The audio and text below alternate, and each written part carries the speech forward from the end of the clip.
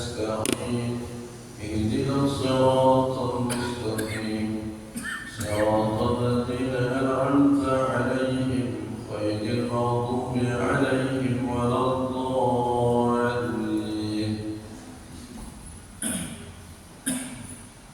وصلتي إلى أربعة الخلفاء الراشدين سيدنا أبي بكر الصديق سيدنا عمر بن الخطاب سيدنا عثمان بن عفان سيدنا علي بن أبي طالب وسيد الحسن وسيد الحسين وبارك لنا علماء اعتقاد أهل السنة والجماعة الإمام حسن علي الأشعري الإمام أبو منصور المطالبي وصلة العلماء المجتهدين تابعين الصديقين والشهداء والصالحين وصلة روح سلطان الأولياء الشيخ عبد القادر الجيلاني إلى محمد بن محمد الفضالي إلى الشيخ أبو القاسم الجنيدي البغدادي تابعين الصديقين والشهداء والصالحين وصلة أم القرآن الفاتحة بسم الله الرحمن الرحيم الحمد لله رب العالمين الرحمن الرحيم مالك يوم الدين إياك نعبد وإياك نستعين اهدنا الصراط المستقيم صراط الذين أنعمت عليهم غير المغضوب عليهم ولا الضالين ثم إلى أرواح آبائنا وأمهاتنا وإلى أرواح المسلمين والمسلمات والمؤمنين والمؤمنات شيء لله ولهم الفاتحة بسم الله الرحمن الرحيم الحمد لله رب العالمين الرحمن الرحيم مالك يوم الدين إياك نعبد وإياك نستعين اهدنا الصراط المستقيم صراط الذين أنعمت عليهم غير المغضوب عليهم ولا الضالين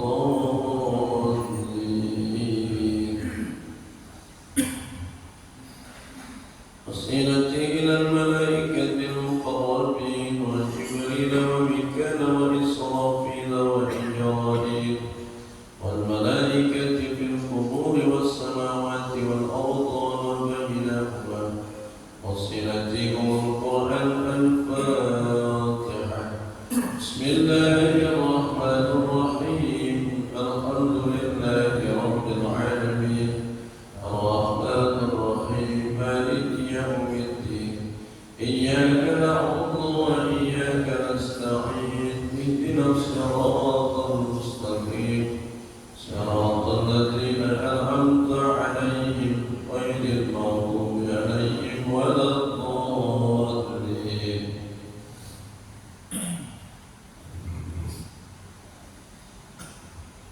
السلام عليكم ورحمة الله وبركاته.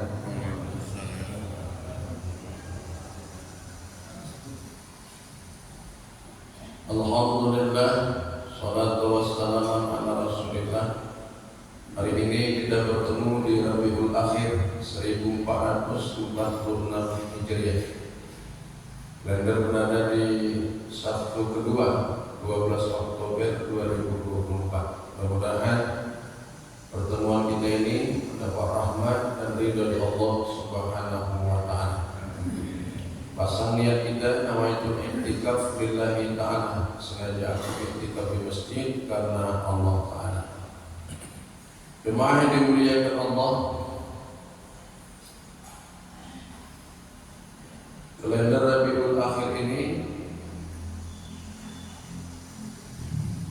di kalender kemarin sudah lewat Rabiul Awal, yaitu bulan Maulid Nabi besar Muhammad sallallahu alaihi wasallam.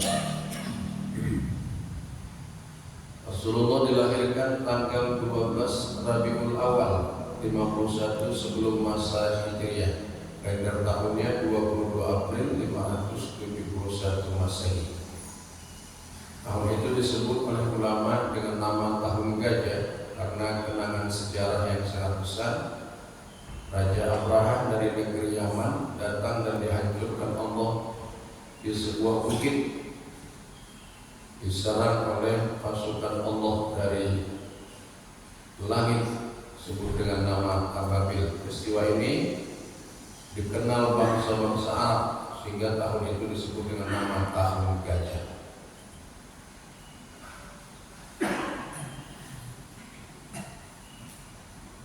Jemaah yang dimuliakan Allah, namun yang diperingati bukan hari lahir Nabi, tapi yang diperingati adalah izzah Rasulullah Sallallahu Alaihi Wasallam. Izzah itu artinya yang diwariskan Nabi. Wa aminu bima anzaltu musaddiqan lima ma'akum, berimanlah kau terhadap apa yang kami turunkan, kata Allah. Itu namanya Al-Quran Karim. Pembayarnya, pemberi penjelasan ketika itu langsung Rasulullah Sallallahu Alaihi Wasallam.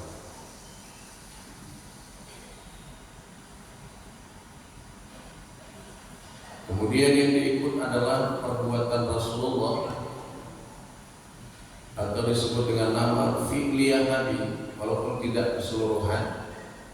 Qauliyah Nabi, perkataan Rasulullah, dan perkara yang dibolehkan oleh para sahabat yang didiamkan Rasulullah Sallallahu Alaihi Wasallam. Jadi ada beberapa perbuatan Nabi yang menjadi sunnah dalam kehidupan. Walaupun memang tidak semua mampu kita melaksanakannya, apalagi kadang-kadang memang situasi dan kondisi iklim tubuh, posisi juga berubah dari orang Arab menuju orang Timur. Tidak hanya orang Timur namanya, Indonesia.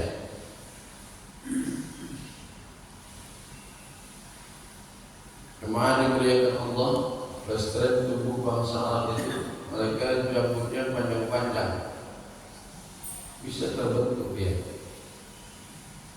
Digambarkan Syekh Ja'far bin Hasan, Rasulullah itu janggutnya sampai ke dada, berbat hitam. Wajah Nabi itu putih dan bersih, alisnya tersusun dengan baik. Anta syamsun, anta badrun, anta nurun fawqa nuri. Cahaya di atas cahaya, betul itu. Janggutnya lebat sampai sedada, hitam lebat, wajahnya putih bersih. Beda ya.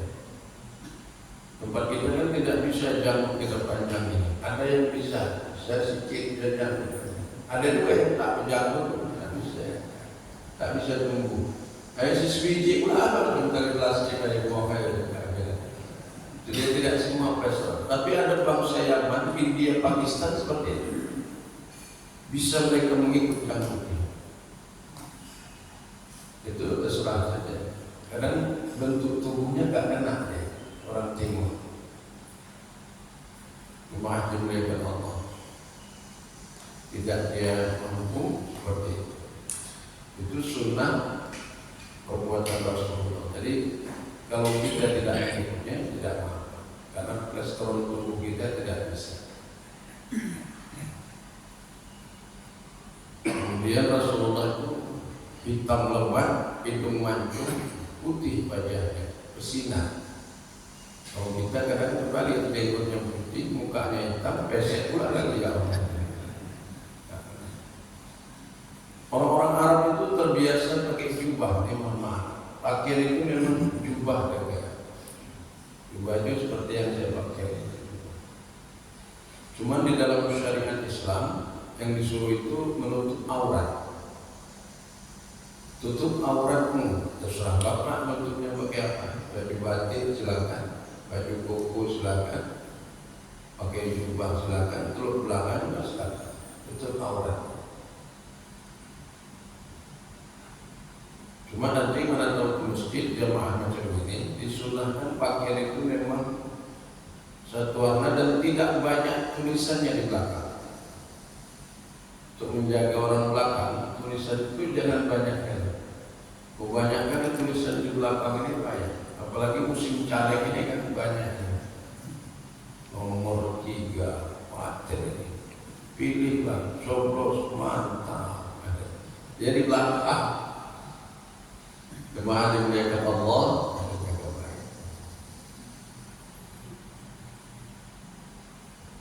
Tapi perbuatan yang diikut dari Nabi, yang izah Rasulullah, izah itu yang disunahkan Nabi. Seperti hari ini memang sunnah Nabi. Dan ini paling dianjurkan Nabi. Ibadah subuh pagi berjemaah ini paling disunahkan. Ini namanya muakkad dia, perintahnya. Hampir dekat wajib. Berpagi-pagi, gelap lagi, datang ke masjid, sampai nanti naik matahari, keluar dia 6.15 suruh. Maka sama seperti 70 haji dan umroh yang makruh. Ini memang sunnah juga. Gak berat ini, tidak seperti yang mudah. Innal fajri kana mashhuda. Baik subuh ini dapat kesaksian para malaikat. Dan orang nanti yang sudah selesai subuhnya ini, teratur dia subuhnya tiap hari istiqomah, teratur dalam waktu, rezekinya pun agak teratur dia. Kalau misalkan ada anak muda yang bisa menjalankan ini lebih dari sekolah unggulan ini. Kalau saat ini kan sekolah unggulan namanya, IT unggulan, berkelas, VIP sekolahnya. Nanti dijamin lulus taman ini. Ini sebenarnya kalau ada anak muda yang bisa pas dia, kau beli yang subuh-subuh berjemaah ini jaminan rezeki yang paling pasti. Bahkan disunahkan nanti kalau mencari jodoh yang macam ini, yang subuh pagi, jodohnya dan tolak lagi, baik itu. Mahal dimuliakan Allah. Baik nyarinya. Amin Allah begitu. Ini anjuran Nabi. Dulu ada di dalam cerita laki-laki di Madinah. Dia dibilangkan, istrinya sendiri bilang dia pelit, pedaki, bakhil. Sehingga orang-orang kampung pun ngejein dia itu pelit. Rupanya ketika meninggal dunia, waktu meninggal, keluar cahaya putih dari pundaknya. Ini wangi cahaya tadi.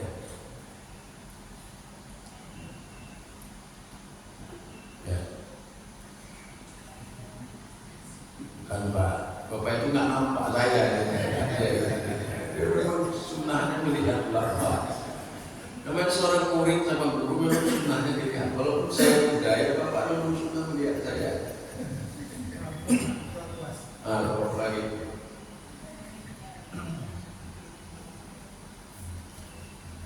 Rupanya di dalam mihrab, perempuan itu kan dulu di dalam mihrab di Madinah. Itu gurunya diletakkan, dia memang posisi mihrabnya bisa terbuka pas memang gurunya. Jemaah yang dimuliakan Allah, rupanya ketika meninggal dunia, orang ini mengeluarkan cahaya putih dekat pundaknya, wangi. Jadi ini berbalik dengan cerita. Istrinya sendiri pun bilang dia pelit, masyarakat mengatakan dia pelit, bininya sendiri pun bilang gitu. Tapi ketika meninggal dunia, keluarkan cahaya putih. Rupanya kata Rasulullah, laki-laki itulah yang mengantarkan gandum ketika subuh pagi. Rupanya asal siang, nengoki orang miskin itu macam debt collector menarik kereta. Pandang terus ini ya. Rupanya nanti ketika pagi mau bersubuh berjamaah bersama Nabi, yang 4 kira-kira, rumah-rumah orang Arab dulu kan hanya terbatas itu saja. Ya, silakan. Terima kasih. Subhanallah.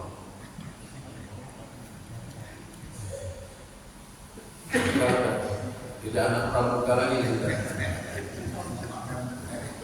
Karena anak pramuka ngurusi makanan.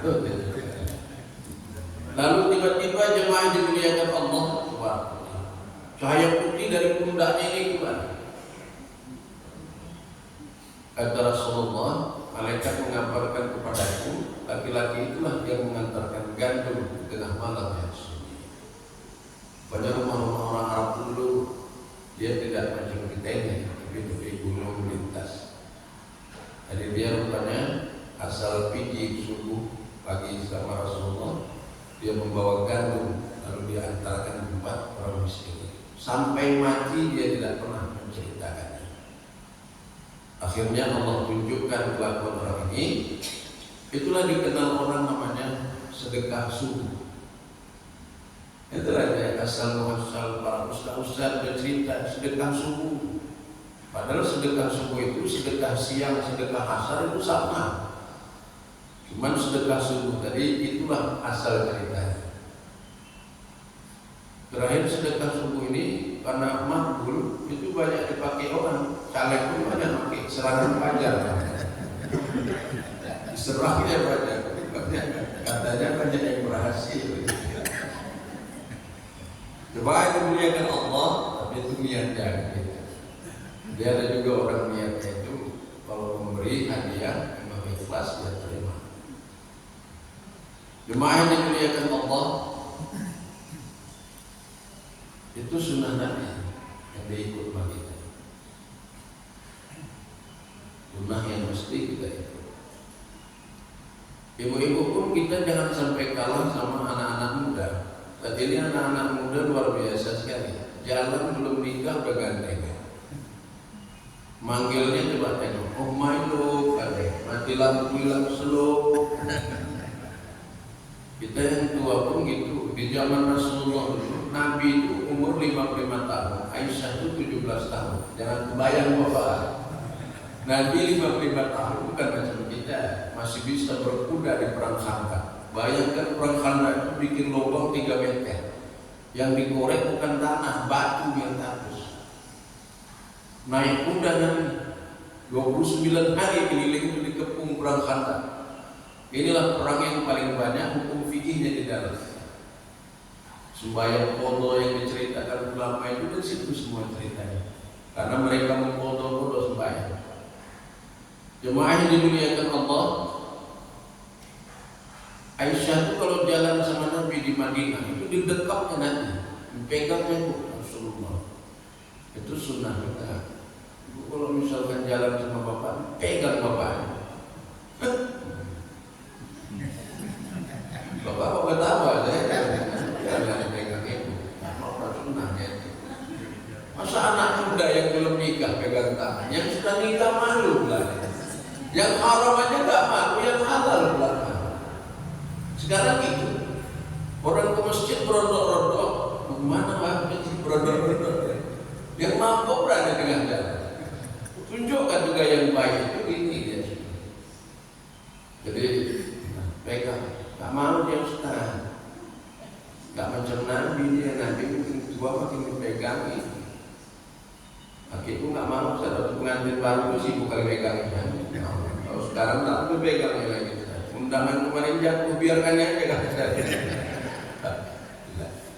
Tapi kemarin diceritakan kemarin itu waktu ngaji akbar hati lincip ditanya aku kemana-mana laki itu pegang itu baru istri solehah. Kadang makan pun sulangi lagi Ustaz itu bahaya nyarinya juga. Rupanya hati lincip kan ketua arisan itu nur gram kali sama dia bisikannya. Iya Ustaz dipeganginya, lakinya kan setrum ada. Oh iya. Kalau setrum ini dipegangin aja tidak. Oh benar, itu solehah juga. Pikir saya punya seperti ini. Jemaah yang dimuliakan Allah itu sunnah Nabi. Itu pelajaran buat kita. Rasulullah itu dengan istrinya sangat mengalah sekali. Mungkin kalau kita nggak sanggup seperti itu. Ketika itu Aisyah merasa cemburu di hadapan orang banyak, dilemparkan Aisyah piring sampai pecah. Nabi memegangnya lalu berkata, "Ummilah ibumu sedang cemburu." Begitu Nabi, sabar betul. Laki-laki sabar betul Pak. Aisyah itu pernah datangkan 8 gelas minuman. Ketika itu sedang panas-panasnya tercampak ke muka Nabi. Lalu Nabi yang minta maaf, maafkan aku Aisyah karena membunuhmu di kelas itu. Pulang nanti pulang. Coba nanti bapak pulang gotong royong agak panas sedikit kan. Ibu datang kasihkan air minum teh manis bengkok pula belum ibu sedikit. Tercampak ke muka bapak. Bapak saya yakin nggak marah lah ya enggak. Ngapain marah kan? Paling bapak bilang otak aja kan. Geletak terus bapak ya gitu. Udah hilang ya. Dua ayat ya Allah. Juga kadang ya kita harus bersadar dan bersyukur dengan sebab istri dan anak-anak kita itu bawa rezeki. Bapak jujur aja, saya tanya abang, dari kanan. Nah, dulu waktu lajang ada rumahnya, mana ada rumahnya? Tapi dengan sebab datang istrinya, Anissa Bilman, perempuan bawa harta. Tiba-tiba ada rumahnya, walaupun rumah pertama keliling lah, rumah sewa gitu. Dari tanah adat, tanah wakaf, terus kayak gitu. Tiba-tiba datang anaknya, bawa rezeki. Anak kita dulu bawa rezeki, apalagi yang kecil-kecil itu. Orang memang dia nggak kerja ya. Anak-anak sudah ngaji, bola, main-main, curi HP, main HP mamanya, udah gitu aja. Tapi dia bawa rezeki, disedotnya rezeki untuk kita. Ibu nyedotnya itu. Nggak waktu pas nanti hari raya, anak-anak dapat ampau, yang nyedotnya siapa? Sedotnya bawa ada. Sini jangan kasih bapak, nanti beli rokok aja dia katanya, sama mama aja. Cuma masih simpan ya, mama membayar mekar kan? Coba diberikan Allah, coba anak-anak. Makanya nanti kalau sudah tua, anaknya sudah menikah, berumah tangga, rezekinya surut. Nah tugas kita ketika sudah dia tua lanjut, itu maka kita disuruh hormat sama dia. Bahkan hitungan zakat di atasnya. Kenapa? Karena nanti rezekinya itu kita pula yang disuruh. Maka kalau bapak muda sedang naik daun, sunnah dia menghormati orang tuanya yang sudah lanjut, hati-hati. Karena doanya dari berkat itu sunnah Nabi, izzah Rasulullah. Fisik Nabi juga banyak hal yang tidak bisa diikut karena mungkin kolesterol tubuh sehat. Tapi yang jelas ajaran Rasulullah menjadi pedoman buat kita. Itulah yang dianjurkan, dikembangkan saat ini dan disampaikan. Dan ini akan menjadi warisan sampai yaumil mahsyar, hari kiamat. Istiqomah. Jemaah yang dimuliakan Allah, baru kita masuk. Itu mukadimah yang dari pembukaan. Ada 5 amalan ini. Kalau orang yang hidup melakukannya, maka bisa sampai dengan orang mati. Rezeki. Orang hidup melakukan amalan ini, orang mati bisa dapat berkah. Benar. Itu maka kita itu bertutur-tutur generasinya. Kakek kita, ayah kita. Kakek kita sudah meninggal, ayah kita sudah meninggal, ada anaknya, nanti jadi ayah. Terus berkait-kait. Selama akidahnya masih satu dan tidak melakukan 3 dosa besar, maka selama amal yang itu dilakukan di dunia, orang yang mati dapat berkah. 3 itu dijaga, syirik dijaga. Itu perbuatan yang merusak amal itu. La tusyriku bihi ahad. Syirik. Apalagi di musim pilkada nih, banyak tukang ramal dukun dimasuk. Bang tenun namanya. Kalau orang kita tertentu menjahit kain. Orang itu namanya menjahit mantra. Tenun. Buhul, nanti diikat dia. Boneka, kalau dia lurus yang ini. Yang di sini yang diikat, yang di sana menjerit. Itu sihir. Sihir macam gini ini payah masuk surga. Tusyrik billah. Itu di Arab pun kita dan tempat kita sudah mulai ada sihir bukul banget. Itu embangnya dengan tahajud, mesti orang terbiasa bangun pagi. Maka di masa Rasulullah tahajud itu dikuatkan untuk menjaga sihir yang macam ini. Di sini diikat kepalanya, sama yang terlentang turun naharkan. Ya. Artis itu banyak juga pakai pelet ya. Pelet itu susu yang dimasukkan. Karena mereka tahu pelet. Kalau tempat kita kan pelet itu kan makanan ikan lele tunggu ya. Nah, bagus. Alasannya supaya mudah dipandang, kagum orang. Itu sih. Yang kedua, yang merusak amal itu terbiasa mabuk-mabukan, minum keras, sabu. Narkoba, mabuk, rak, minum samai. Bukan minum ini kopi dia. Kopi ini air yang suci tapi tidak mensucikan. Airnya suci tapi tidak mensucikan, nggak bisa dipakai berwudu airnya. Karena sudah bercampur dia, dicampur gula, dicampur kopi. Saya minum dulu Pak ya. Jadi air suci tidak mensucikan. Minuman terbiasa minum, terbiasa ya. 2 hari sekali minum. Narkoba, sabu. Apa rupanya ini? Orang macam gini ini amalnya rusak. Kemarin ada kita lihat 16 orang mati miras oplosan, tapi kan sedang lenggak matinya. Ini bahaya ini. Perbuatan macam ini itu laknat Allah. Yang ketiga yang dilaknat Allah dan tak makbul doa, orang yang durhaka sama orang tuanya. Hati. Macam mana pun hebatnya puasa Ramadan, ibadah kita, ketika durhaka sama orang tuanya.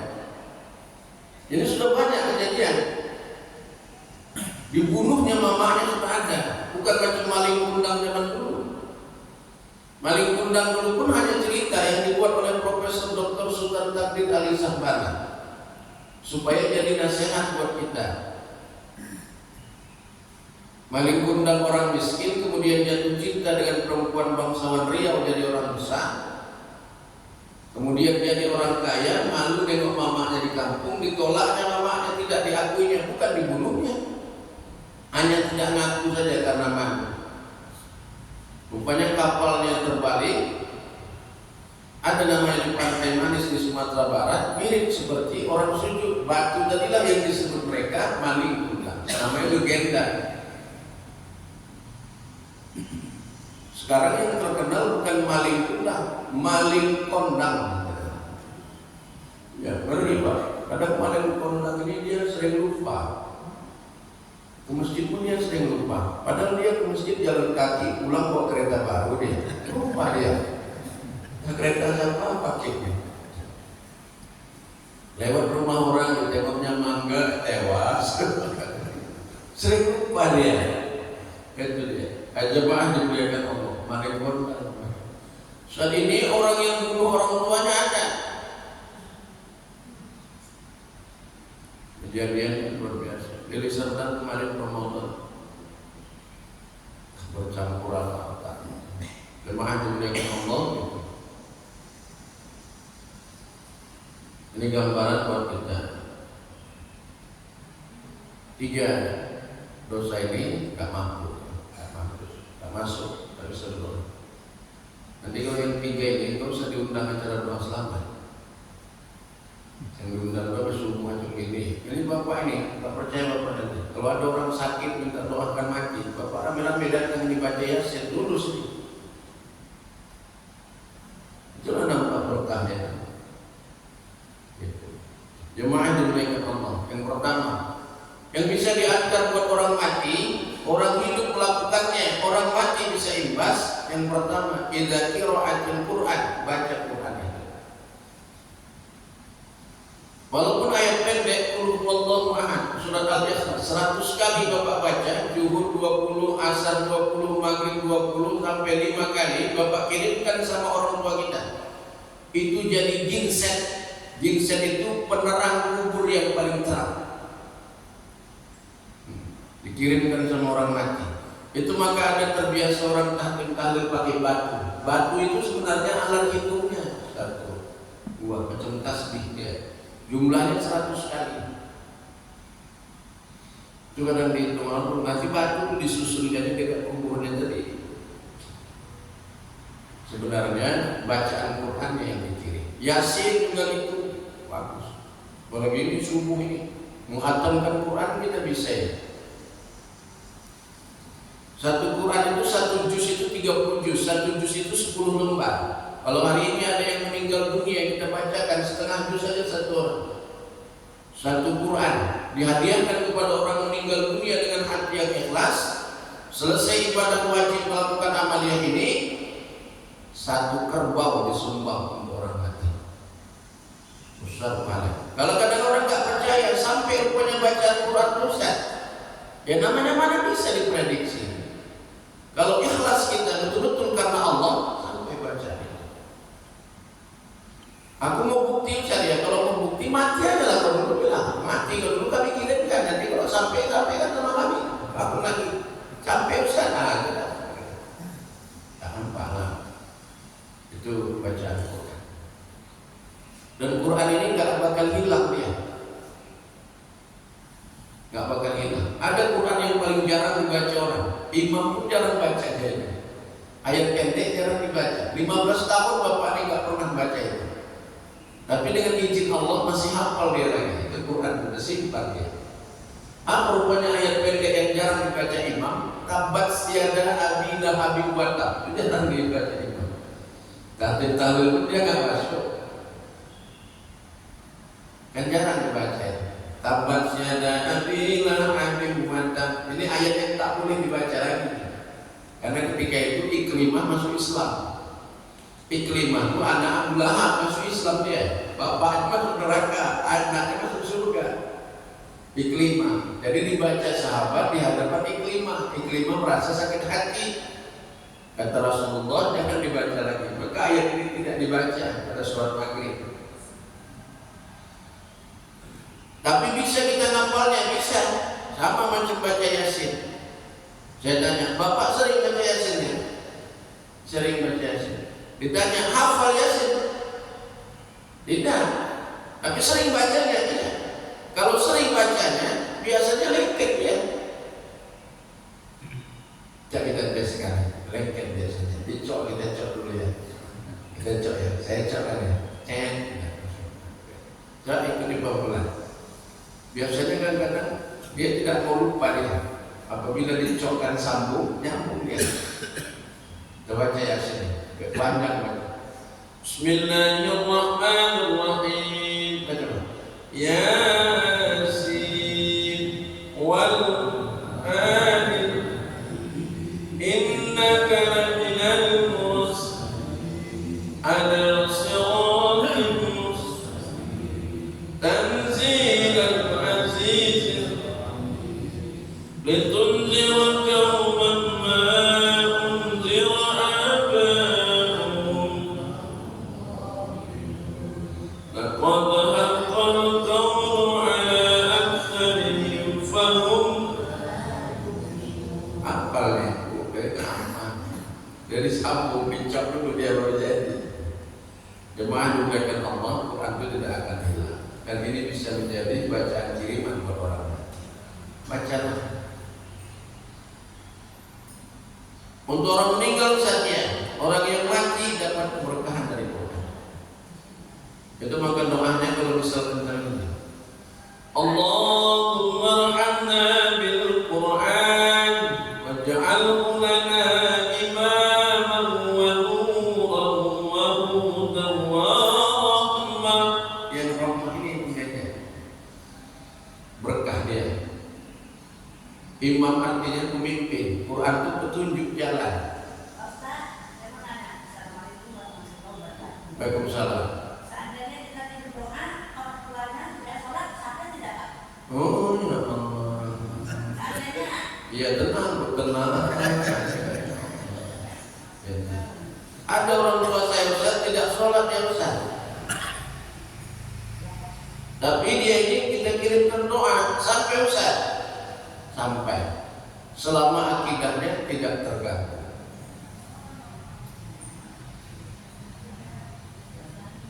Dan saya pikir juga jarang orang yang tak sholat itu. Kadang-kadang perasaan kita bisa jadi dia juga ibadah. Gitu. Selama akidahnya tidak terganggu, tidak rusak dia, tidak rusak apa rusak, atau jelas kekafirannya. Tapi kalau misalkan orang yang tidak puasa, itu namanya fasik. Fasik itu berdosa besar. Tidak sholat, berdosa besar. Perbuatan dosa besar. Seumur hidup dia tak sembahyang, berarti dosa besar. Dosa betul lah dosanya apa lagi? Wahyu dia tahu 80 ukuf dalam neraka, 80 tahun dalam satu sembahyang tertinggal. Tapi secara hukum kita juga orang tua selama tidak ada kefasikan dan kesyirikan yang jelas yang bisa merusak akidahnya, tetap sampai doa. Ya. Doakan aku. Sembahyang dia Ustaz. Aku risau kan ya Ustaz, kata ibu. Kenapa kau risau kali? Lakiku ini semenjak berhenti kerja PHK tak pernah bayar holiday lagi. Rupanya gitu dia, kalau susah tak sembahyang. Kata hati linci komisi, syukurlah kau kata hati linci. Kenapa rupanya? Aku lakiku dari mulai kawin gak sembahyang kata Gak bersyukur lagi. Baiklah Bapak, apalagi laki-laki, urusan kita besar di akhirat. Laki-laki ini tulang punggung ini. Kalau nanti dia meninggal dunia, itu maka dulu kalau anak yatim itu orang sedih karena bapaknya mati. Hati-hati Bapak, urusan bapaknya ikut ke akhirat. Panjang urusan kita ini. Nama anak kita saja sebut nama kita dia. Ibu yang antum memang dibawa hamil, belanja dibawa, merumpi di bawah, kamar mandi, merantau di bawah. Tapi begitu lagi bapak yang punya anak. Biar otak yang punya bapak orang tua asuh. Namanya aja nama bapak. Maimunah binti Haji Kasim. Sudah meninggal ayahnya, Maimunah binti almarhum Haji Kasim. Kemudian yang berhak akan nikahnya ayah kandungnya. Ayah kandungnya tinggal di Mulyorejo. Rupanya sudah cerai suami istri, punya anak perempuan. Ayahnya tinggal di Mulyorejo, ibunya sudah nikah di Mulyoraja. Rupanya anaknya kawin, gak diundang bapaknya ini. Walaupun di sana tuan kadinya sejamurnya panjang sampai sebahu, sekolahnya tinggi, gak diterima nikahnya kalau tidak ada izin ayah kandungnya. Ngeri gak ya? Gak bisa menikah kan kalau tidak ada izin ayah kandung. Makanya saat ini liberal itu hati-hati liberal itu yang boleh menikahkan pasangan antar agama. Ini mohon maaf lah pemerintah gitu ya. Itu tak boleh ya, pasangan antar agama Islam Kristen boleh kawin. Ayat agamanya itu ayahnya. Kalau misalkan ayahnya setuju ketika itu menikahkan di lain agama, lalu berzina sajalah anak ini setiap hari itu dihitung zina. Itu ayahnya itu kena terus dia. Dan dia berikan izin. Itu jaga baik, paham liberal. Artis-artis banyak gitu. Kawin antar agama itu. Kakinya Islam Kristen. Mending-mending orang Ustaz, ya mending lah mana ada lagi setan, yang memang ada setan. Coba lihat waktu kita dulu waktu belajar, cewek-cewek jalan-jalan lewat kuburan, mana kita takut? Coba sekarang udah kawin, takut jadi orang setannya hilang. Lalu mereka itu nikah terhati berzina seumur hidup, jadi setan itu nggak ganggu lagi, ya dibiarkan aja, makanya akur orang itu. Kita itu orang yang nikah itu target habis. Jemaah dimuliakan Allah. Luar biasa. Maka sehat-sehat mudah, jaga doa. Apalagi bapak ibu yang punya menantu banyak, menantunya ini yang diceritai jangan satu aja, menantunya 5, yang diceritai yang satu aja, menantu yang satu itu 4. Kalau yang ketua wirid kasih bontot bawahnya ya. Kalau yang satunya baru aja 6 tahun kawin Fortuner, gua sewa berapa pintu. Kalau yang ngajar itu ya becaknya dan tahu itu. Nanti kalau menantu ini bawa cucunya yang senang tadi, dipegang-pegang cucunya, pas kena yang susah datang nggak ditegur. Jadi kita juga nggak tahu nanti Pak, yang mana membahagiakan kita ketika tua. Bapak nggak tahu, nggak prediksi Bapak, yang mana anak cucu Bapak nanti yang mendoakan Bapak ketika mati. Aslinya, bisa jadi kadang orang itu diuji ketika hidup, waktu meninggal ayahnya, bagus anaknya, itu ada ujian. Tapi waktu hidup luar biasa anak ini, sehingga ayahnya itu pikir saja. Tapi ketika meninggal ayahnya, tiba-tiba bagus pula dia. Tak bisa diprediksi orang. Cuma aku mereka tak bisa tiba-tiba kau seumur hidup tak bisa badan tak boleh. Bisa jadi nanti dia berubah lebih alim dari kita lagi. Terkejut kita nanti. Jemaah dimuliakan Allah. Itu dicontohkan oleh kaum Khawarin masa tadi. Umar bin Khattab tiap hari bunuh orang, berkelahi saja kerjanya. Tapi dia bisa tunduk sama orang yang tidak pernah berkelahi sama sekali. Dan menundukkannya Nabi. Siapa yang menundukkannya? Adik kandungnya yang dibebaskan. Karena masuk Islam adik kandungnya, dia ejek orang tua Umar itu adikmu masuk Islam. Wah, diangkat Umar pedangnya dikejar-kejar ke rumah. Rupanya adiknya sedang baca Quran. Toha ma anzalna alaikal Qur'ana litashqa. Ini ayatnya. Illa tadhkiratan liman yakhsha. Tanzilan mimman samawati wal ardi was samawati al-ula. Inilah ayat yang menggentarkan Umar tadi. Ayat ini sunnah dibaca nanti sehabis acara Maulid, bisa Mi'raj, orang banyak itu. Itu sunnah dibaca, ini hidayah besar ini. Ayat ini yang menumpangkan hati batu Umar bin Khattab masuk Islam. Toha namanya, cerita Nabi Musa. Jemaah dimuliakan Allah, akhirnya itu begitu digambarkan. Yang kedua, yang bisa sampai sama orang yang meninggal dunia, infak dan sedekah. Makanan bisa sampai. Umi matat ya Rasulullah, ibuku meninggal ya Rasulullah. Wasadaqtaan hai Rasulullah, boleh aku bersedekah untuk ibuku tadi? Kata Nabi, na'am sadaqtaan kuma ya Sa'ad, boleh bersedekah Sa'ad. Afdalu sadaqat ya Rasulullah, apa baiknya sedekah itu ya Rasulullah? Kata Nabi, bilma, kasih orang makan minum. Itu makanya kalau ada orang meninggal dunia, ada tradisi tempat kita kadang-kadang dikeluarkan juga makan minum. Bukan berarti ahli bait itu senang, tidak. Itu termasuk sedekah dia untuk keluarga. Cuman tak boleh jadi beban, hutang tak boleh. Itu maka kurban mesti dilunasi sebelum pelaksanaan. Sama seperti haji dan umroh mesti dilunasi. Saat ini banyak juga yang sistem talangan itu tidak boleh, karena dia perkara yang ibadah mesti lunas. 7 malam dibuat acara bikin doa selamat, dikasih juga nasinya. Itu bukan berarti ahli baik senang. Ahli baik itu bersedekah dia supaya jadi kebaikan. Boleh bersedekah makan untuk orang yang sudah meninggal. Hadisnya jelas, mutawatir kita.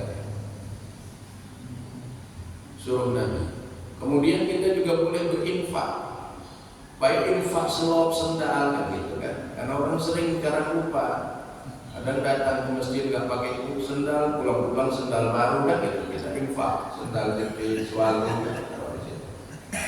itu infak namanya, kipas angin infak. Kalau ada lebih harta infak. Infak dan sedekah masukkan ke kota infak bapak pagi. Kalau bapak sebutkan aja 10.000, 20.000. Ini infak untuk almarhum sekolah sampai. Maka boleh infak atas nama hamba Allah untuk almarhum sekolah santai. Cuman jangan disebut-sebut. Gak kau dengar pidato BKN kan? Pidato yang mana? Tadi pada Jumat. Gak kau dengar? Infak hamba Allah itu. 100 sak semen. Kau nggak tahu. Dengar aku. Mana hamba Allah? Aku orangnya itu kan? Kita orang. Diam-diam aja kau. Aku orangnya itu. Oh kau ini. Kau lah aku. Jangan kau kasih tahu orang. Tapi dia udah kasih tahu. Sebenarnya terang-terangan ibu berinfak. Asal hatinya ikhlas, tidak masalah, itu bukan dia.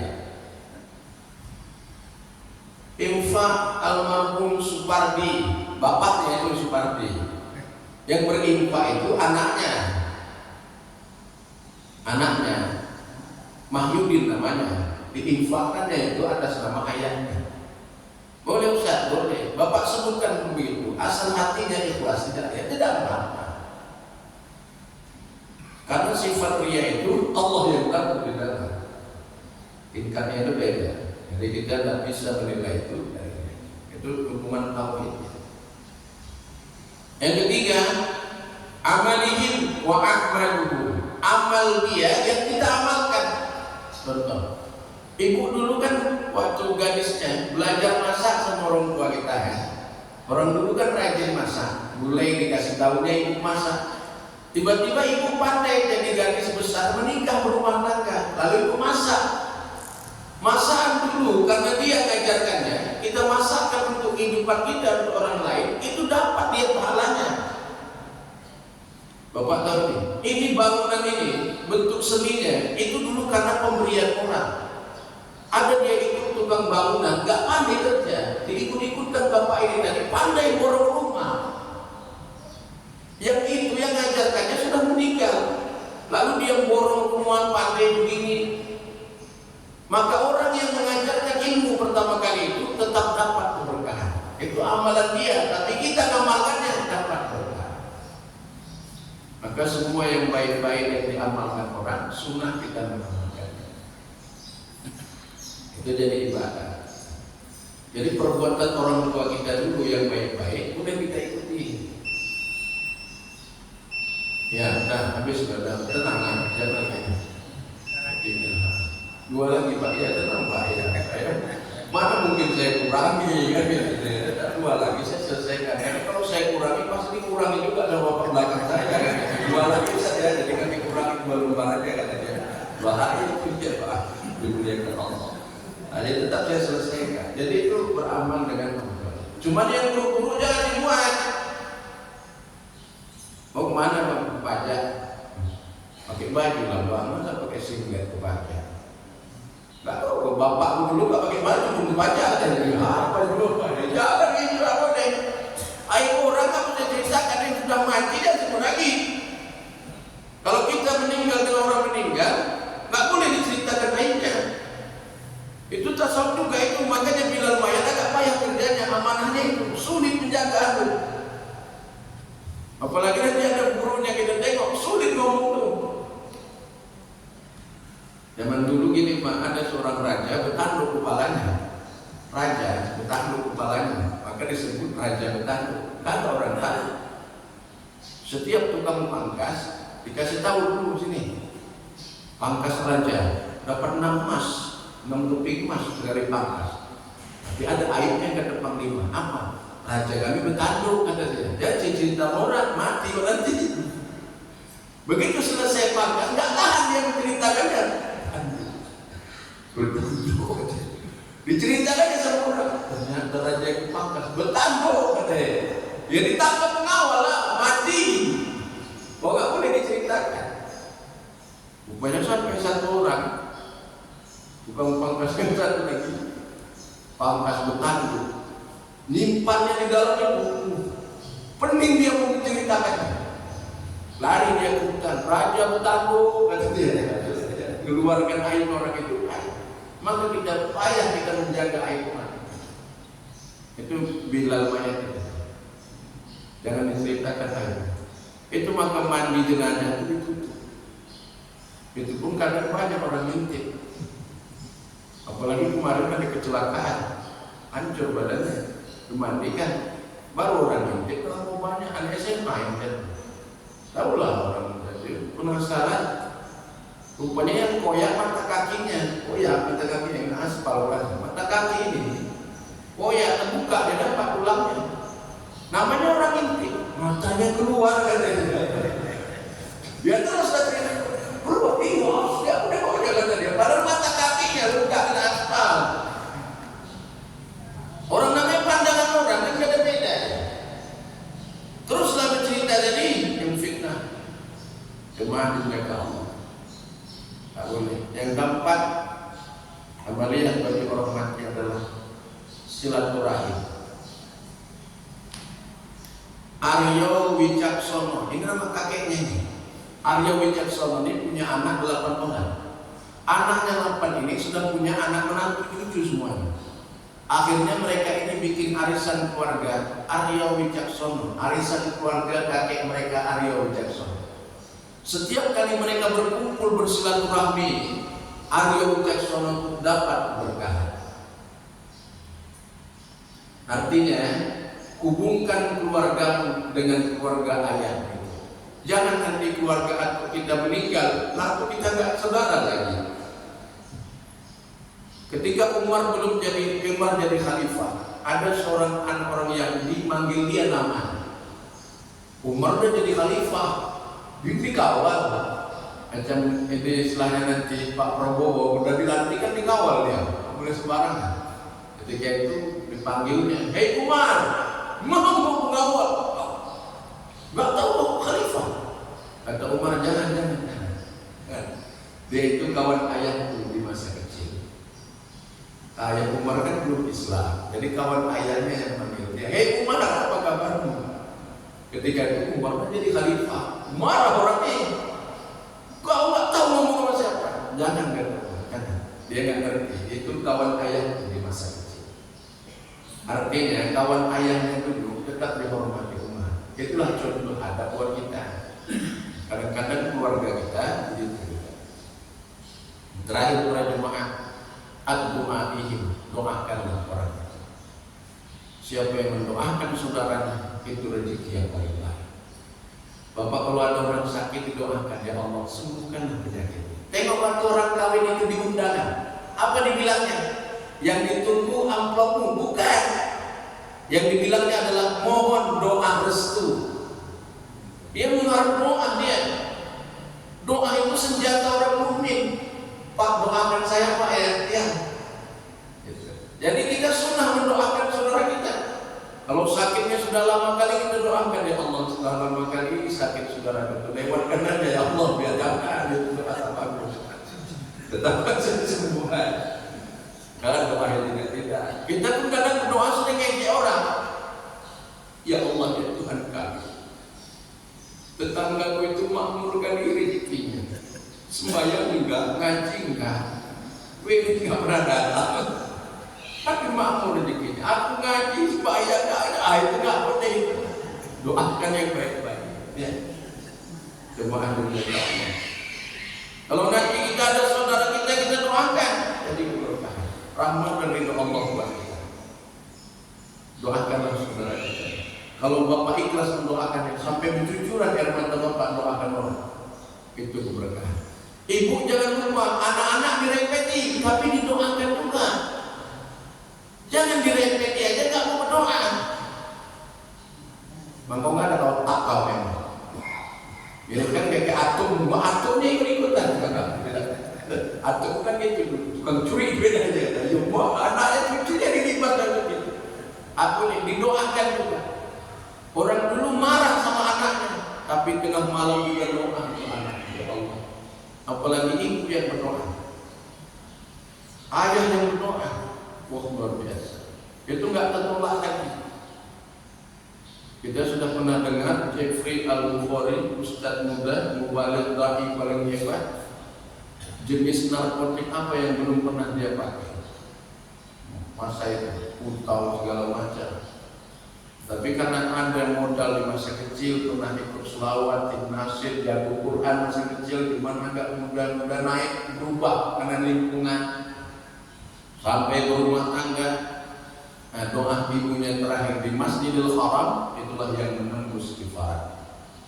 Jadi jemaah dimuliakan Allah, doakanlah anak-anak kita. Kemudian di dalam sejarah ada seorang laki-laki, katanya dia itu adalah orang surga. Para jemaah heran, orang surga ya Rasulullah, iya, mana dia itu? Yang sembayangkan. Orang itu bingung lah, para sahabat, masa yang diceritai dia bukan umat? Tiba-tiba berkunjung mereka ke rumahnya. Penasaran para sahabat itu, Rasul orang surga. Tengok orang itu, nggak ada dia tinggalnya, biasa saja. Ya Rasulullah, dia orang surga, benar kan?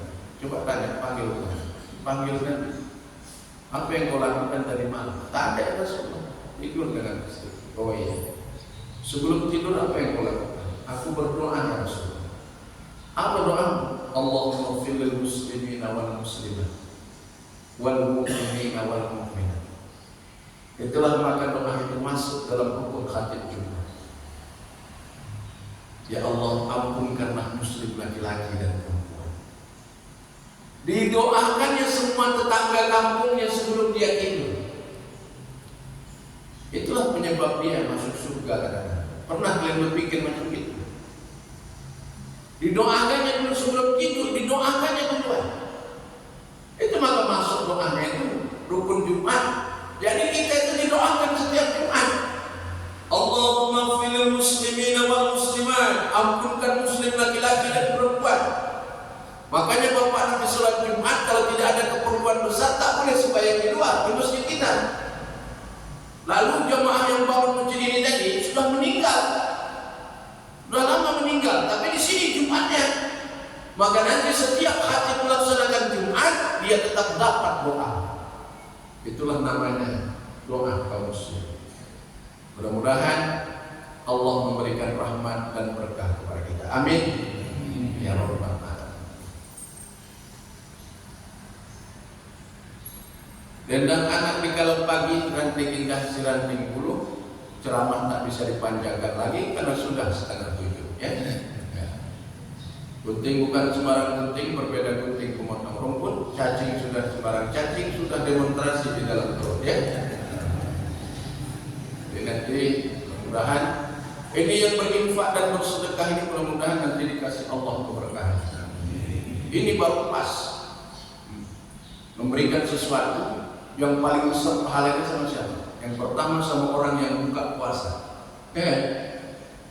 Buka puasa. Tapi jam habis maghrib lah buka puasa, bukan habis zuhur. Ada juga kadang habis zuhur buka puasanya itu dosa ya. Yang kedua adalah ketika orang sedang lapar dan haus. Ini kan sedang lapar bahkan dapat itu berkah. Itu salah satu kemuliaan ibadah. Itu makanya nanti mudah-mudahan ini infak dan sedekah ini jadi berkah bagi kita. Amin. Doa kita kepada Allah Subhanahu wa taala.